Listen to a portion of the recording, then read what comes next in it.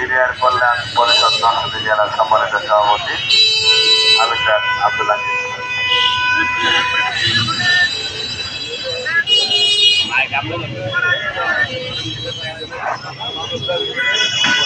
সম্মানিত উপস্থিতি, সিনিয়র কল্যাণ পরিষদের সকল সদস্য, জেলবন্দি পরিবার, ইলেকট্রনিক প্রিন্ট মিডিয়া, গোয়েন্দা সংস্থা এবং আমার নরসিংদীবাসী, আসসালামু আলাইকুম। মানিক কামাল হুদা।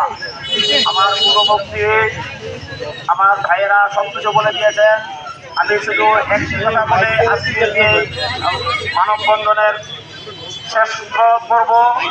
আপনারা সবাই জানেন 2009 সালে ফ্যাসিস্ট হাসিনা সরকার বিভিন্ন কৌশলের মাধ্যমে কিছু কিছু সদস্যের যে আমাদের পিলখানায় একটি হত্যাযজ্ঞ পরিচালনা করে, যার দৃষ্টান্ত সাংবাদিক, দেশবাসী, আন্তর্জাতিক পর্যায়ে সকলেই এখন অজানা নয়। আমি একটা কথাই বলবো, এই 18,520 জন সদস্য, প্রত্যেকটা সদস্যকে সকল গোয়েন্দা সংস্থা বিভিন্ন সময় ইনকোয়ারির মাধ্যমে নিয়োগ দেওয়া হয়েছে। তাহলে কিভাবে এতগুলি লোক দোষী হইতে পারে? ঠিক যদি যারা দোষী হয় তদন্ত করা হোক।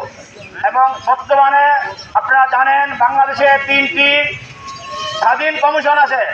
এক প্রথম হলো স্বাধীন দুর্নীতি দমন কমিশন, যাদের সকল ক্ষমতা আছে সুষ্ঠু তদন্ত করার।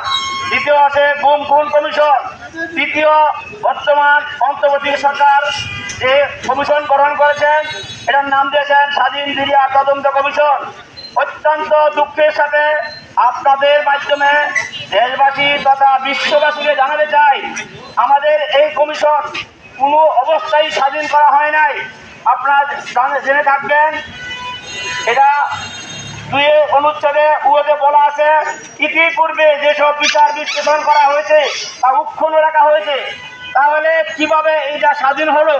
আপনাদের মাধ্যমে সরকার বাহাদুরকে বলতে চাই, অবশ্যই আমাদের উমদারা বাতিল করে 18,520 জনকে সুষ্ঠু তদন্তের মাধ্যমে চাকরিতে বহাল। এবং বর্তমানে যারা 834 জন জেলখানা আছে, আপনারা হয়তো জানবেন আমাদের নরসিংদী এখন পর্যন্ত 12 জন লোক আছে, প্রত্যেকেই এমন অসুস্থ তা অত্যন্ত মানবিক। আমরা বিশ্বাস করবেন কিনা, আমরা এখন পর্যন্ত কোনো অপরাধ, কোনো অন্যায়, কোনো গালি, কাউকে একটা ধমক পর্যন্ত দিই নাই। বিডিআর সদস্য দীর্ঘ 16 বছর আমরা যে মানবিক জীবনযাপন করছি। আপনাদের মাধ্যমে আমি সরকার বাহাদুর সহ সকলের কাছে আবেদন করছি, যাতে আমাদের এই সুষ্ঠু তদন্তের মাধ্যমে চাকরিতে পুনর্বহাল এবং জেলবন্দীদের মুক্ত করা হয়। এই বলে আমার বক্তব্য শেষ করছি। আসসালামু আলাইকুম ওয়া রাহমাতুল্লাহি ওয়া বারাকাতুহু।